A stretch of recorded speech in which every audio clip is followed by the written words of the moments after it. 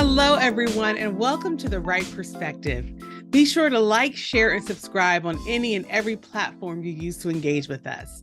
Today, we're going to recap and discuss Poetic Justice, a 1993 American street romance written and directed by John Singleton and starring Janet Jackson and Tupac Shakur, with Regina King and Joe Torre in supporting roles. This was John Singleton's second movie after Boys in the Hood. It was Janet Jackson's first movie ever. It was Tupac's second movie after Juice. Third, if you count this cameo he had done in a movie called Nothing But Trouble. It was Regina King's second movie after Boys in the Hood. And it was Joe Torre's fifth movie. But the roles he had in the prior four, the roles were names like student in cafeteria and audience member. So anyway, yeah, but the point is, this was a big movie for all of these actors, you know. The movie made $27.5 million on a budget of $14 million. Janet Jackson's song Again, which here's some, it's so interesting. It's so good. It's such a good song. It actually wasn't released on the soundtrack. Isn't that interesting? But anyway, they played it the whole movie. And it wasn't on the soundtrack. That is in line with the internet. Film. Brittany, it is. That's in line with this film. Well, but still, the song was nominated for an Academy Award and a Golden Globe, and it won an ASCAP Film and Television Music Award. And Tupac and Janet Jackson were both nominated for NAACP Image Awards for their performances in the film. And for some, these facts and this cast would be enough for this movie to be a classic. But today, we will determine whether it is a classic from the Wright perspective. We'll do a recap, we'll discuss the movie, and then we'll take a vote using a voting symbol that we will pick especially for this discussion. But as usual, we got to start with intros. Kick us off, bro. Hi, I'm Aubrey Wright. I'm the oldest. I'm Genia Wright. I'm the middle. Hi, I'm Brittany Wright, and I'm the youngest. And y'all, we have finally watched Poetic Justice. This is one of these movies where I just feel like I have been in shame because I had never seen it. So I'm happy that I have finally seen this movie. Had either of you seen this movie before? Oh, I saw it in the theater. Okay. Yeah. Sis, had you seen it? Mm-mm. I feel like I saw bits and pieces of it because it's on BET and like VH1 all the time. It was so funny when I was looking it up and doing on demand. It was like on live TV. I was like, when? And it was like May 5th. It's going to be on live TV. Yeah, like, it's in circulation. Exactly, it's out there. It's in the streets. You know, so and it isn't either. And her braids. It doesn't matter. I had never seen that movie, but I still think of box braids as Janet Jackson braids. Right. Because of that movie. I have always thought of box braids as Janet Jackson braids. They're iconic. That hat and those braids. Yes. You know, so anyway, I will just tell y'all, we didn't do this on purpose, but we have now done John Singleton's first 3 films. Because, let me pull this up because I was like, because his first one was Boys in the Hood. Nice. And then this was his second one. And then his third one was Higher Learning. So we've done the first 3 with this. When this episode concludes, we will have like really done the beginning of his portfolio, which is very exciting. John gonna slide some guns in the movie. I see that right there from them 3 that you just named. Well, but you know what? That's interesting, sis, because we watched a couple of videos in prep for this conversation, and that this is the aspect of life that he wanted to show. So with this movie in particular, you know, following Boys in the Hood, his whole thing was, you know, how do I show how women are impacted by street violence, and how do I show romance and the resilience of how life just does have to go on when in a environment where street violence is still a contributing factor to everyday life. And so that was actually, sis, part of what he was thinking of when he made this film. So yeah, I mean, it's the stories he wanted to tell, which is really important, you know. So about this 27-hour trip that was really 5.5 hours. well, All right, let's do the let's pick a hold voting that right. symbol. Is that what that was happening? Is that Hold on, Britt, hold told on. it, John? Hold on, Britt. Pause it. Let's pick a voting Britt has some symbol. opinions. We gotta hold on. Yes. 1 second. 1 second. And We're y'all, about to let you loose. You get one bathroom break for a 5-hour trip. Brittany, just wait.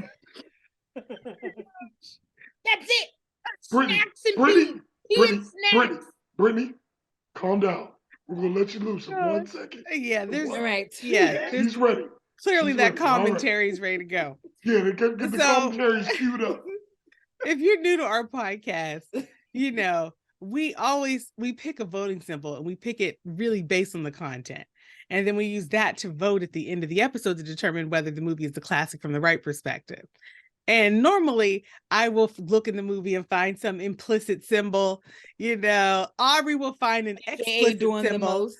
Okay. And Brittany generally AKA just doing just right. and Brittany just, you know, when the episode starts and we ask her for symbols, she just comes up with some on the spot. There she goes. AKA not doing enough. She refuses Not doing enough. to prepare. Mm-mm. Okay, that's a choice that Because she's it's made. jazz. Yeah, and then she Yeah. defends it by saying it's jazz. Exactly. But so Because- this is an ongoing problem. But You call it problem, I call it look at that creativity. You can't well, lock me I in. will. Don't I will- box me in. I will tell y'all, I had some plumbing issues this morning. And so I didn't get a chance to sit with myself in my quiet space and get to a voting symbol recommendation. We appreciate So that. I actually don't have one to offer. I do. I know what we're So- picking. Neither one of you have to talk. Okay. We're doing a mail truck. It's a mail truck. We're done. It's a Next. mail truck. Let's keep, And let's keep this show I on the didn't see road. how it could be anything else. It's not anything. anything Okay. else. So I'm on board. I'm And on you board. know what? I like it. I like it. And I'll All tell right. you why. Oh, I'll tell no. you why. Oh, No, gosh. no, we don't This is Because over deep we end. don't it's have not time. it's not an empty mail truck that was this was the mail truck that was present in this movie. It was full of what? Baggage. Bags of mail. Okay. And you know what? That's really what this movie was about, because And at the end people. of the It day, was full of people. it was full of baggage and people. Okay. Okay. And it was on a journey. It was. Oh no. And that's what this movie was really about. It was really about people, you know, on emotional Make my temple journeys, hurt. trying to be resilient through some tricky This circumstances. 27-hour road trip. So I like it. I like mail truck. Great choice, you all. Excellent. Yay! So at the end of She this, still was able to overdeep it, well, no that's matter because what. it's a top-notch symbol. Way to go, All right. sis. No. Mm-mm. So at the end of this episode, this movie has to get 3 mail trucks in order to be considered a classic. If it gets 0, 1, 2, 1 or 2, it will not be a classic from the right perspective. Okay. And you know, another thing we always do at the top of our, and spoiler alert, we always do a recap of the movie just because our content is generally quite old. And you know, Well, and the some content isn't old. The content is new, but the movies we use. Have been out for some time. have been out for some time. Have been out for some time. They've been And out for a little while. And sometimes people just need a little refresher. Mm-hmm. So let's do a very quick recap of Poetic Justice. Okay. And I will just say that's a good name for a film. You know, just that Yeah. name. I think It gives you high expectations. Uh-oh. Spoiler about Brittany's opinion. I want to. All right, here we go. All right. Recap of Poetic Justice. Poetic Justice is the story of 4 people on a road trip. Some friends, some not. And they're going from South Central LA, where they live, to Oaktown, California. The main characters are Justice, played by Janet Jackson, and Lucky, played by Tupac Shakur. Justice is the hairstylist and poet who witnessed her boyfriend's murder due to street shenanigans and has been in mourning for a long time, just kind of going through the motions, you know, like work, home, wearing all black, no social life. Lucky is a mailman that actually aspires to be in the music industry. And he has a dramatic relationship with his like drug addicted mother of his daughter, you know. Lucky and his friend and co-worker Chicago, played by Joe Torre, they need to go to Oaktown on a postal run. And this is something they actually do periodically where, as a part of their jobs, they take a mail truck full of mail from LA to Oaktown. And Lucky usually extends the trip a little bit to spend some time with his cousin Khalil that lives in Oaktown and is an aspiring rapper. This time, Lucky in Chicago also planned to take Chicago's girlfriend on the mail run. Her name is Aisha, and she's played by Regina King. And Aisha is actually she's the person that invited Justice to go on the road trip along with the group. Justice actually already needs to go to Oaktown that weekend for work for a hair show. And when she experiences car trouble of her own, she grudgingly joins the road trip with Lucky in Chicago and Aisha in the mail truck. Along the way, Aisha and Chicago break up, and Justice and Lucky fall for one another.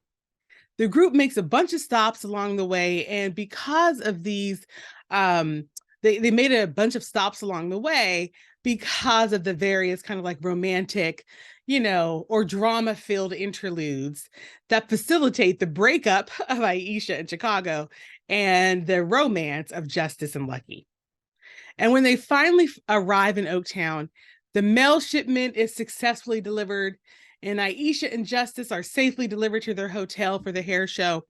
But Lucky arrives at his cousin's home, only to learn that his cousin has been shot that day due to, again, what? Street shenanigans. Lucky initially blames Justice for what happened to his cousin because their romance was part of the reason the trip took so much longer than it usually does. Eventually, back in LA, after some time has passed, Lucky comes to the hair salon where Justice works to apologize.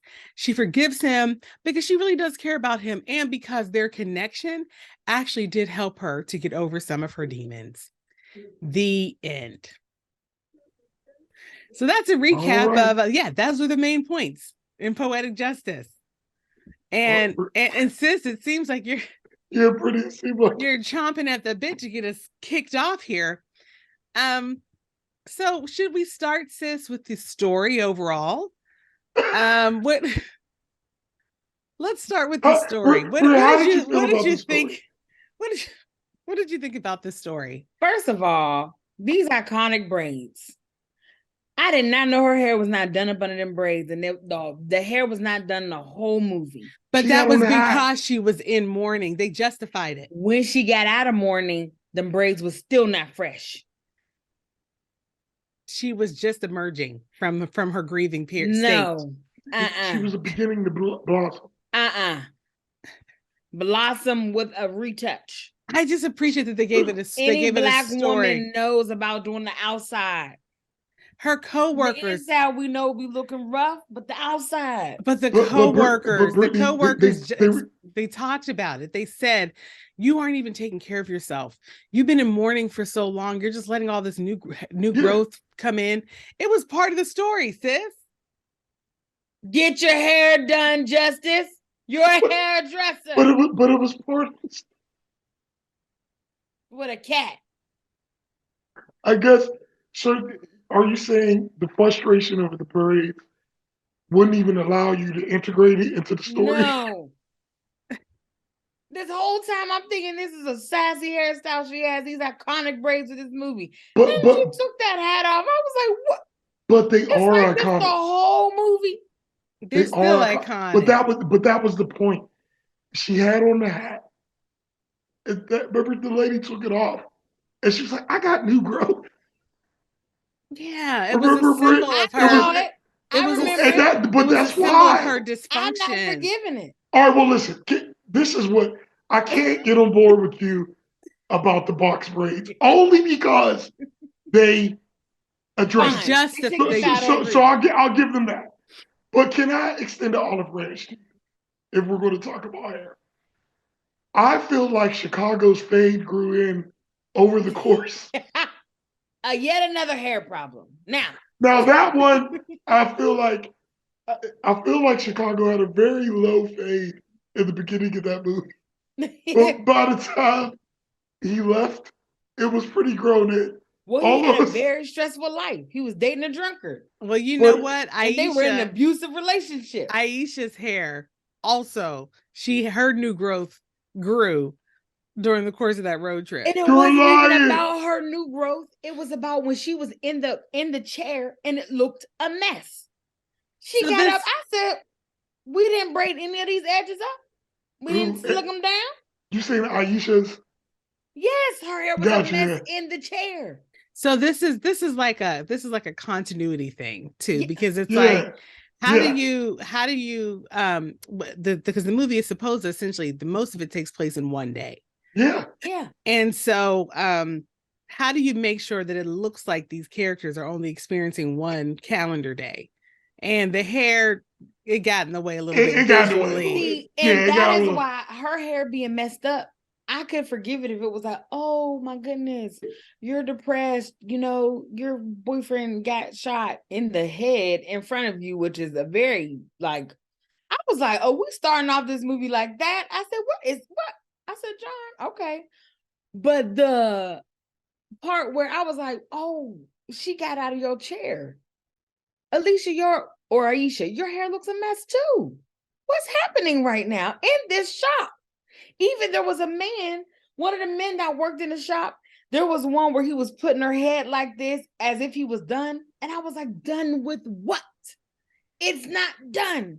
You haven't done it. All right. So I feel like we can all agree we've covered the hair. There were some continuity issues with the hair. Yeah, now, definitely. That being said, what about the story though?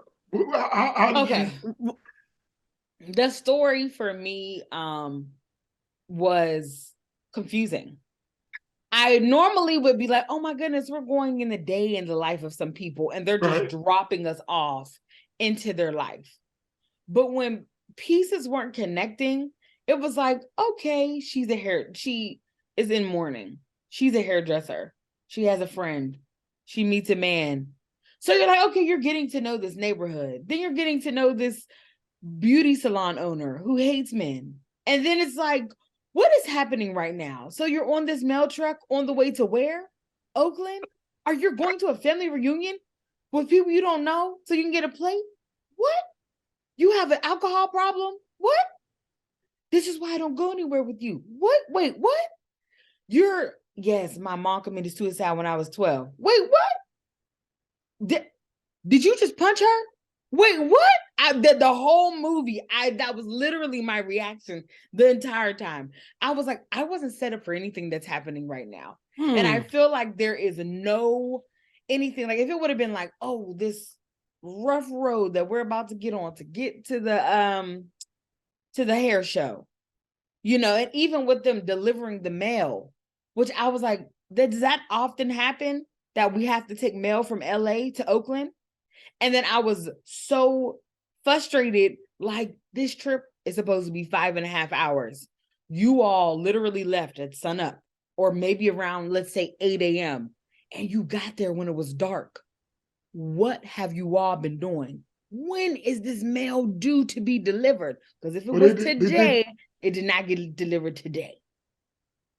It was very frustrating. It's so interesting because I didn't struggle with the things you just named, you know, but bro, what did you think of the story? Because I saw you nodding for parts of what Brittany said. Oh no, I it's weird. And that's how I felt through this whole movie. Okay. I did feel like they actually did do some setups and payoffs. You know, like, because in the beginning, for example, they showed that Justice was hesitant to go anywhere with Aisha. And then later on, we see that's because of her drinking. Right. And they tied that into the death of Justice's mom, who ended up committing suicide, right? Yes. Because of the drinking. And so I felt like, you know, Janelle, basically you sent us out those clips you were talking. And John Singleton, in one of the clips, he talked about how he had this breakaway success with Boys in the Hood. And it was like he had some ideas knocking around, but I don't think he knew Boys in the Hood was going to necessarily pop the way it did. And it was a situation was like, I got to get another one out. And when I saw that clip, the movie made sense to me because that's how I felt when I was watching the movie. I felt like there were elements there that were good, but they were just put together in a quick way. It didn't. So like when I'm co-signing with Brittany, it's like I could technically draw lines of why this led to this, but it also I felt the emotion she's talking about. You know what I mean? Like I felt like, okay, yes, we could technically connect these two scenes, but it does feel like this just came out of nowhere. Yeah, You know, I see what you're saying. I see what you're saying. I mean, so I didn't feel like blindsided by things. So that part of what you all experienced, I didn't experience that. Like, where did this come from? What's happening? I really felt like things were set up, and I appreciated that they peeled back the onion that, in pieces. So for example, if they had just told us at the beginning, Justice, mom committed suicide, watched her boyfriend get shot, it would just be like, oh, things aren't going well for her at all. Like it would have been too much. But I like the way that they let us get to know her backstory over time in the movie. I also like the way that they showed us Lucky's life. We got a chance to meet the characters in his life. We got to meet his baby's mother. We got to meet the other father that also had a child by the same mother. We got a chance to meet Lucky's mom, played by Jennifer Lewis, by the way, y'all.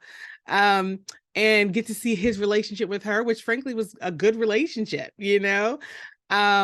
and so I thought I like the way that they let us get to know the characters. I didn't struggle with it. And even as things happened where it was like, we saw Chicago, the dysfunction in Chicago and Aisha's relationship that was doomed to fail, clearly, because of the way those two people just were.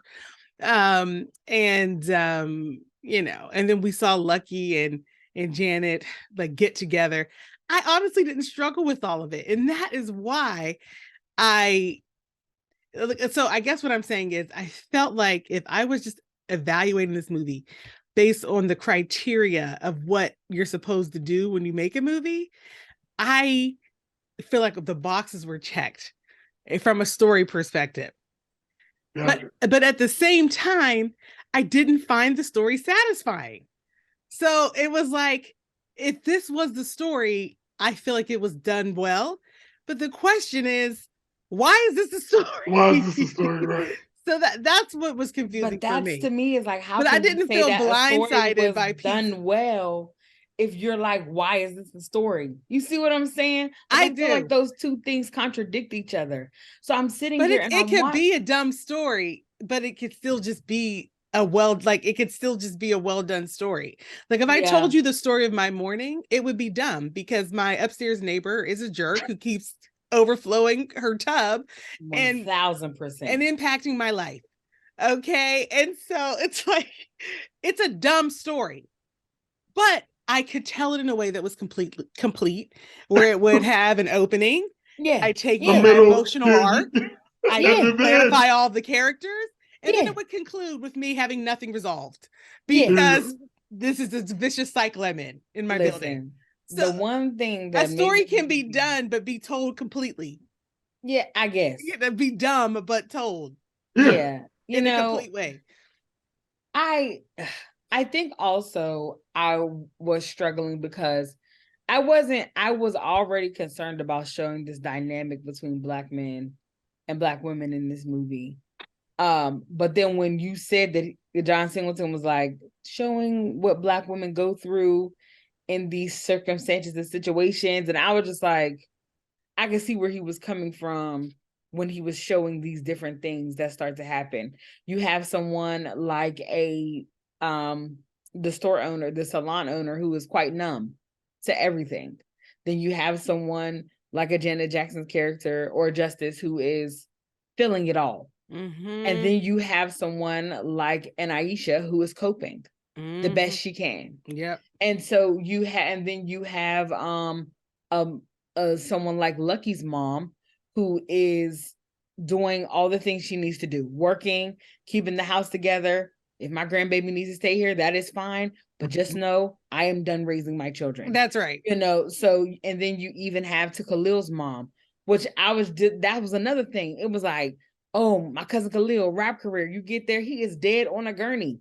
And Tupac is pushing police and pushing ambulance people. And I was like, what is happening right now? And so it was just one of these, as I was watching it, it was just frustrating. I was just frustrated while I was watching it. I just wanted it to all kind of make sense. And I understand, right? Black community, we don't always have this bow that's pretty. So I'm aware of that. But okay, movie. We've had enough.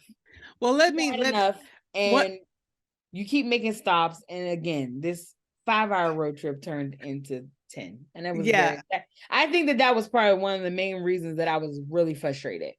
Because I was just like, I'm sorry, are you stopping off to look off into the ocean? And sit in the grass? It's just, what is happening right now? Sis, can I tell you though, honestly, I just did a road trip last weekend, and I haven't shared this on the podcast. If you look at our videos, you probably could just see it, but I am with child. And so my last road trip, we did stop 100 times because I had to go to the bathroom 100 times on this trip. Listen, you had to go bathroom. Exactly. All I'm saying is don't judge people when their length of their road trip doubles, because sometimes was anybody pregnant happens. in this All movie? I'm saying is stuff happens. I don't remember them going to pee at any of these stops. They did not go to the bathroom. Yes, they did. Remember Aisha was drunk? Okay, but anyway. You do what? Let me ask a question though, y'all, seriously, but it's another part of the story and this is a piece I honestly did struggle with, which was Justice as a poet. So she was not a poet in the way like we saw her perform on the stage, but she did consider herself a poet, and the character was keeping a poetry journal. People in her ecosystem considered her a poet, and knew that about her. And we find out that the poetry that she was actually reciting and writing during the movie was actually written by Maya Angelou. Maya Angelou even made a cameo appearance in the movie. At some point on one of their random road trip stops, they crashed a family reunion that they just happened upon to get some barbecue, and Maya Angelou played one of the aunties at the family reunion. But I wanted to open that question up to you all, because this was a part of the story and of the writing. This aspect of Justice as a poet. What did you all think about that piece of the story and the writing? Well, I can tell you, for me, here's the thing about this movie overall for me, is that it was another situation where I felt like all the pieces were kind of there. But for me, even I've been on road trips where they ended up longer, especially when you're young, and it's like, this is what we're doing. We're on an adventure. So I've been in those circumstances. But I'm gonna tell you, one of the biggest things was that poetry was breaking up the rhythm for me.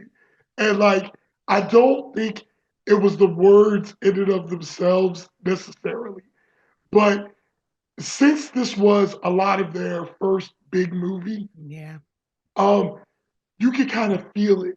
For me, I could feel them like, all right, I'm about to act now. Yeah. And in the poetry reading, that's what it made me feel like, all right, I'm about to read this poetry. And then she would say stuff, and I was making notes when she was saying this stuff, because I was writing down or in my phone, I was texting down the words because I wanted to bring them up on the podcast. But then when I read the words, I'm like, the words are not that bad, but it's just how she's just so, there was this one time where she was like, I think she was like, love is a juice with many flavors. Right. And You bitter and it's sweet. But it was just the way she was reading it made it sound like almost funny. Like if you she's been parodied several times, you know, in different little things and Don't Be a Menace, you know. And I'm telling you, the parodies sound just like her in the movie. So it's Yeah. like, even if I was trying to take it seriously, it's just so funny. And so just to answer your question, I'm just saying the poetry itself wasn't necessarily bad, but the way they used it as a device, for me, it was just funny. It felt like a bunch of people in their first movie. And because even the scenes, and I guess we're talking about the acting now, really, which all it is, Yes. it is what we're talking about. But like even the scenes that were supposed to be heavy, it just felt like they were acting. You know, it was like you it couldn't was really like get drawn in, kind of. yeah, it was like all right, let's do this scene, and it didn't feel like you were It was like watching it. cue argument. Yeah, Yeah. yeah. Sis, So what did you think of the poetry, then also in general of the acting? It wasn't good. I wish for our audio listeners, this is one you may want to get video. You see Brittany's face as she's like reacting to this movie. Clearly she was not impressed. As I'm listening to you all talk, I realize what I did. What I did was I took Regina King, Janet Jackson, Joe Torre, and Tupac Shakur, and I used them in my mind of when I've seen them do well. Okay. So I gave an expectation for this movie. And I, in general, try not to do that. But I was like, it's a hood classic. The ones that we've been watching, I've been into, you know, even if I've said things that were funny, I'm like, oh, I generally like them. So it was kind of like, I'm going into this like really excited because you hear so much about it. And, you know, you just, these braids. And so I was just really like, okay. Jeans. And those jeans. And then I was like, what is happening right now? Now, in terms of the poetry, I appreciate they were giving her that depth. You know, I was a bit disappointed when I found out that they were poems by Maya Angelou, but I'm pretty sure these poems sound very different. Exactly. Of course, exactly. Such a good point. That's the thing. Because like when I was looking at the stuff, I was like, well, when I look at it, it's not as funny as I hear it when she's saying. Exactly. But it's just what she said, and she got that whisper voice. And I am not one to be like, you know, I'm not a thespian, right? I've done a few, you know, improv classes, right? Yeah. High school, I did theater like once or twice. Like it's just not, I am not a person that is like, yes, chef's kiss. I know exactly what I'm talking about. I don't, but I know as a viewer, I'm watching this and I'm going, this is a hood classic. Even in all of because we can laugh at how Cuba Gooding Jr. was at some points in Boys in the Hood, even Morris Chestnut, all these things, even right what was happening, all that stuff. I was just like, but here's the thing. The one that owned the shop, she did an amazing job acting in this movie. I felt her character to be so real. I felt her nuance. I felt listening to her. I saw her being a business owner. But then on the other side were these two men that were working there. And I was like, that was Tyra Farrell playing Jesse, yes, who was the owner of the hair salon. Tyra Farrell does not get enough accolades. Yeah, she's an really amazing actress. Any movie she's in, she takes you into that character. And I've been mad at her and I have celebrated her. So she is you are an amazing actress if you ever happen upon this. So her in this, like, I felt like that was quality acting. that was coming from her. She did an amazing job. Jennifer Lewis. But again, I'm speaking about people that are probably a little more seasoned. So at any rate, it was hard watching individuals, even with Regina King, she's coming off a 227. Like, you've been acting for a very long time. And I can understand that television versus movie probably has a different, avenue to it. Yeah, and a dramatic role versus a comedic. Yes. And this is also like, the thing we also have to think about is we're looking at talking about the acting, is that this was also a less experienced director, and so in some of the videos we watched about John Singleton and where he was in his career, he just very candidly owns, this was a movie that I wrote quickly. I wrote it in 2 weeks. I had met Janet Jackson. I had the opportunity to work with her. I wanted to take that opportunity. I wanted a fast follow-up to Boys in the Hood.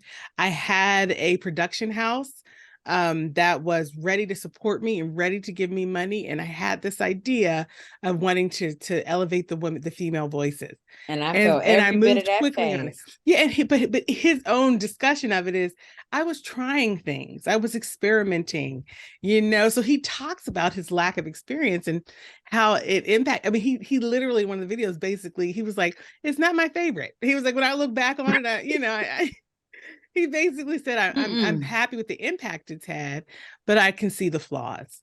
I appreciate him owning that. And so with these people that have, to your point, Brittany, we now know them as great actors. Mm-hmm.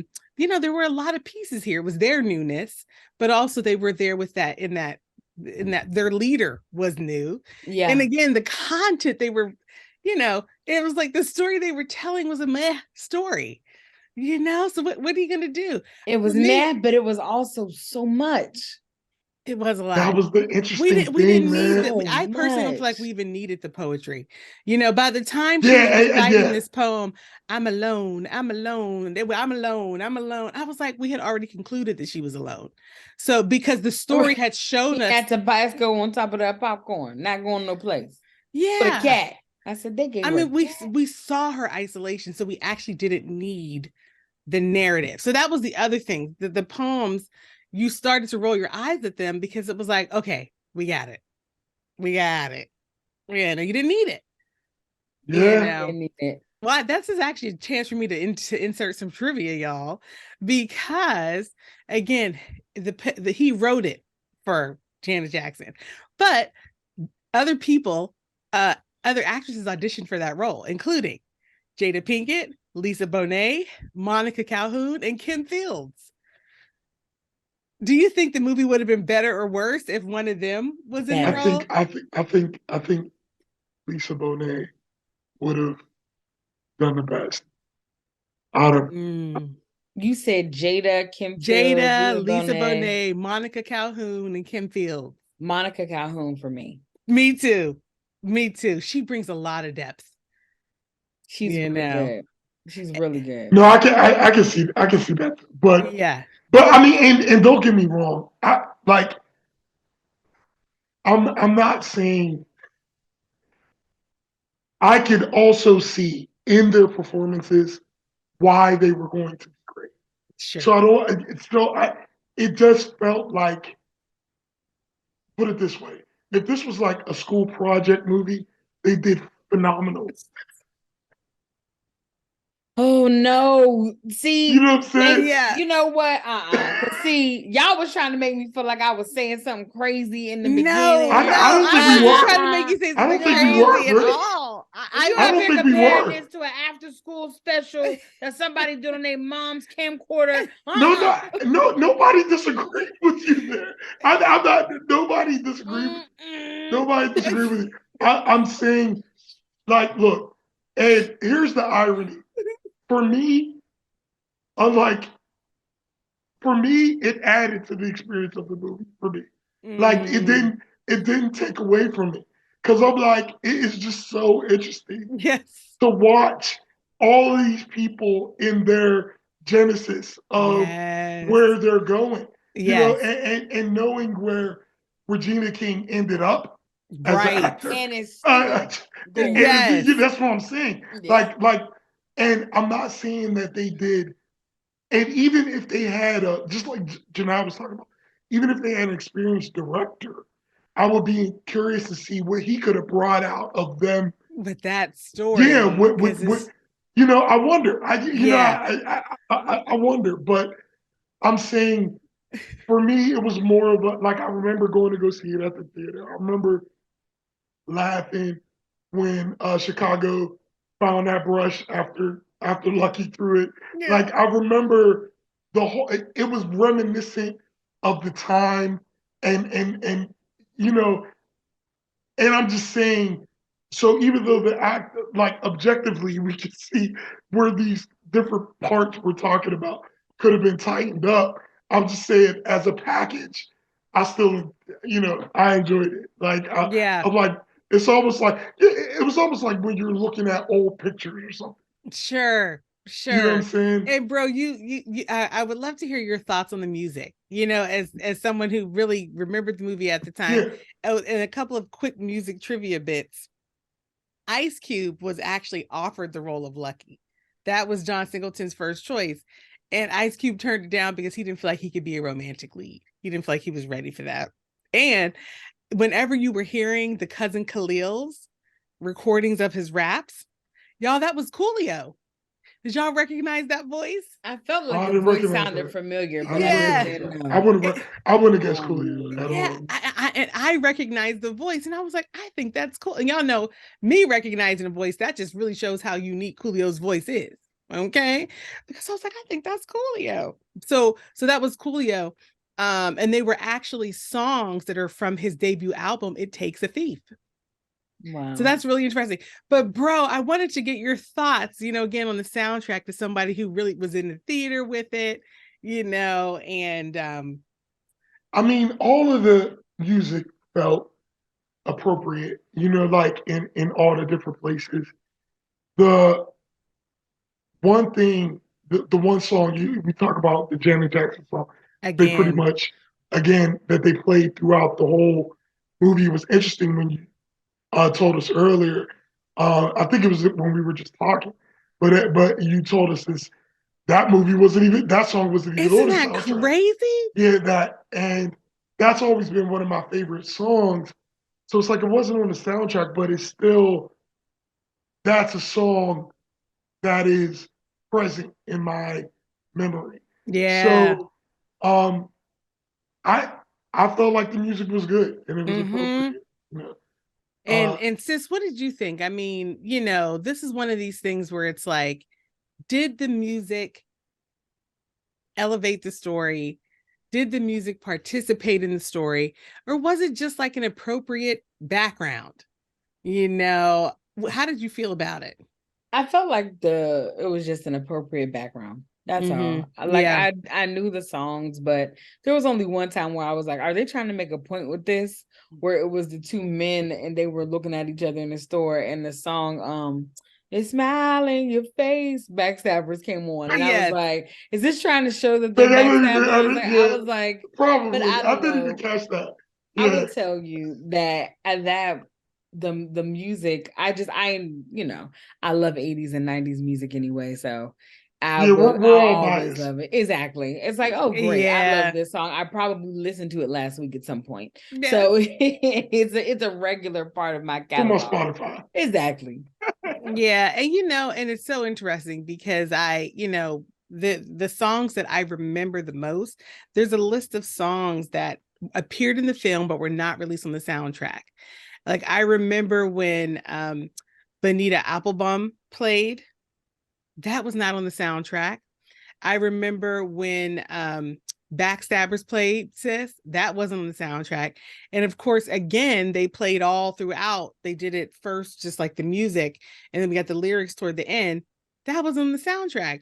And then they also had a performance by the Last Poets, because on one of them random stops on the road trip, they went to a culture festival, and y'all hear those drums? Yeah. Oh, how did you hear the drums But again, road? like, the poem that the Last Poets did was not on the soundtrack. So I just thought that was interesting. Some of the most resonant songs weren't on the soundtrack. But well, I want to say something. Yeah. And this has nothing to do with the music.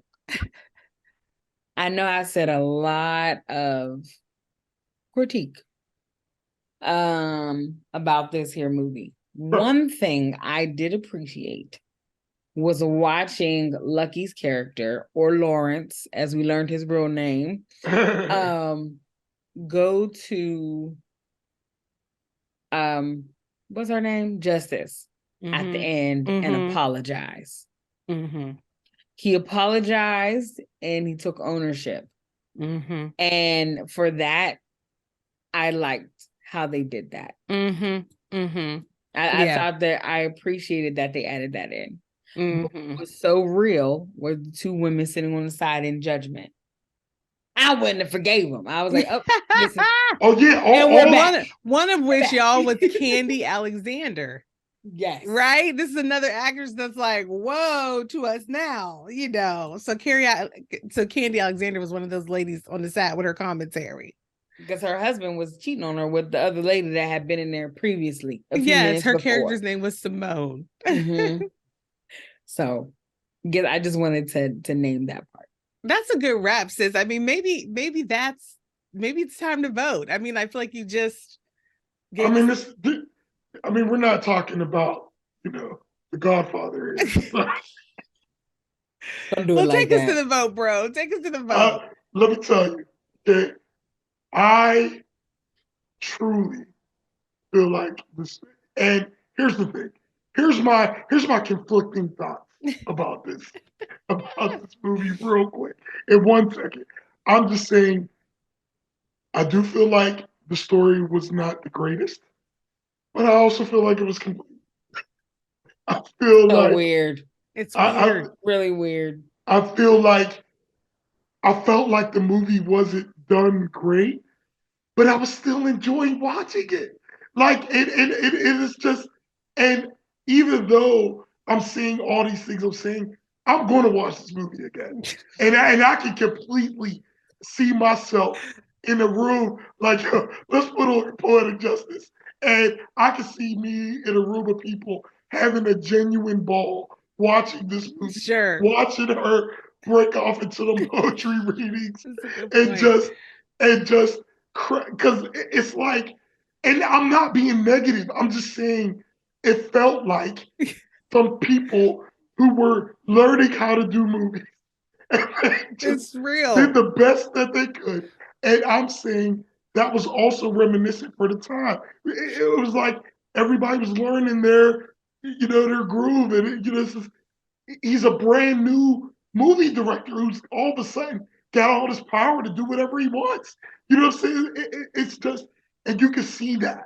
And I'm just saying that even though the movie had a lot of rooms to tighten up as a movie, as an experience, I just enjoyed it. I enjoy, and for me, it has songs that make you think about the movie. It has moments that make you think about the movie. Everybody knows about Chicago and brushing, even though Chicago wasn't even brushing nothing. He's brushing his bare scalp for most of the movie. Until his face my God. later on in the movie, which even, because like, I used to be a brusher. Okay? I was going to say it. And whenever he was doing it, it reminded me of Aubrey. Aubrey used to be brushing his hair, y'all. But I had a low. You had hair to brush. Like this was said, I wasn't, when I had a box with a fade, you don't brush.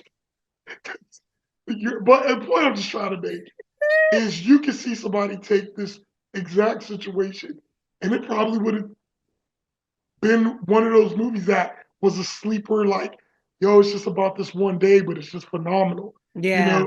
And so I'm gonna cut myself off. I'm just saying that, do I recognize the opportunities? Yes, but for me, everybody knows what those box braids and the hat are. Everybody knows what the truck is. Everybody knows what, Chicago, like, and the brush. Like, so for me, this is still a classic. It's a classic. It gets my mailbox truck. Yes. Your mail track. Yes. Well, yeah, I have to tell y'all, this one is really confusing for me because it actually, as soon as I finished it, I even texted Aubrey and Brittany, like, I do not hate it, but I do not love it. Like, I just feel like it was fine. I did the whole time. It wasn't like, oh, when will this end? I can't say that it was boring. I was invested in the characters because I did want to see what happened. But at the same time, I was just like, this wasn't that great, and so it's hard for me to vote on this one. I'm gonna be honest with you all. And I'm gonna tell you, I think I would vote one way if this was John Singleton's first film, but because we know that he could do something like Boys in the Hood, I wonder what would have happened if he had just given himself a few more weeks to work on this story. It feels like we know he could have done better with that story. And then right after that is Higher Learning. You know what I mean? So it's just it's hard for me to forgive whatever it is that's making this movie be meh, not bad or good. So for that reason, it's not a classic for me, and then one of the criteria we always talk about is like, if you're flipping through TV, would you stop and watch it? I wouldn't stop immediately. I would keep flipping to see if there was something possibly else, flip back, and I would hold it in my pocket as a backup. So, but I wouldn't stop and be like, you would be like, okay, let's you'd be like, this okay, one play. 37. All right. Yeah, totally. I remember 37. I'll make a mental but note. I'm still searching. Yeah. So for that reason, it does not get my mail truck, but I want to also hold it as a movie that I'm happy that I saw it. I feel like if this was the kind of world where we had DVDs still, I would have this as a part of my collection, right. And just have it because I feel like it's special in the way that it's situated in time and with the cast and in John Singleton's career. It feels special to me in all of those ways. I mean, it's still Janet and Tupac, okay? It's still Regina King, okay, right. Y'all? Right. So it's Maya Angelou's poetry, whatever.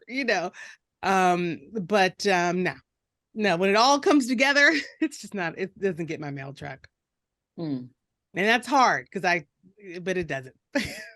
I feel like this is the perfect example of Black peer pressure. But you have two opposite votes. Oh, okay. Not you two. Gotcha. Not you two, but just the fact that this is considered a hood classic. It's like you want to honor that. Like, you want to, you see all the elements, but if I am removing that label from it, and I am just looking at it as a movie, no. Yeah. The elements were there, but there were just so many things that were so heavy, and we just did not even get a chance to get into them at all. Like, even just the fact that Lucky's mother of his child is on drugs, having sex with some man in the room, and Lucky, he's fighting for his daughter. He's like, I'm taking her because you're not going to raise her in this. Yeah. But in the same breath, you hear the little boy say, take me with you. Oh. And his father, who is Tone Loc, I don't know what his name was in the movie. You don't see him come out of that house with that little boy.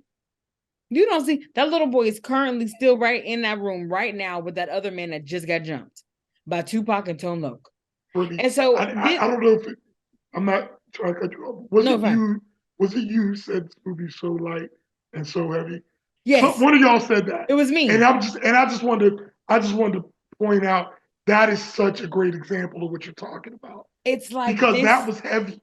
That was so heavy. When his character's name was James Paul. Okay. But I think he went by J Bone. Okay. And because he was a local drug dealer. Listen, you're sitting there and you're like, you hear this little boy say, take me. I want to go with you, because the little boy also knew he was not in a good situation. The little boy was asking him to save him as well. Yeah. So I want to go.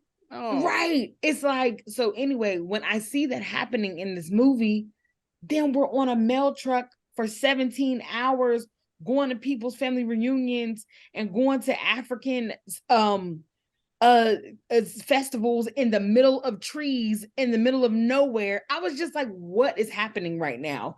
It's almost like there were 7 movies happening all at once with the same characters, and it was very frustrating. You're not wrong.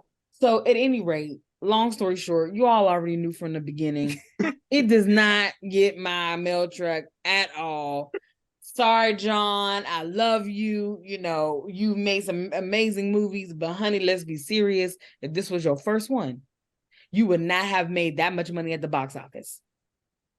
Yeah. And if you didn't have like these names in it, you didn't have these names. And I think Maya Angelou, we watched a little bit of her clip.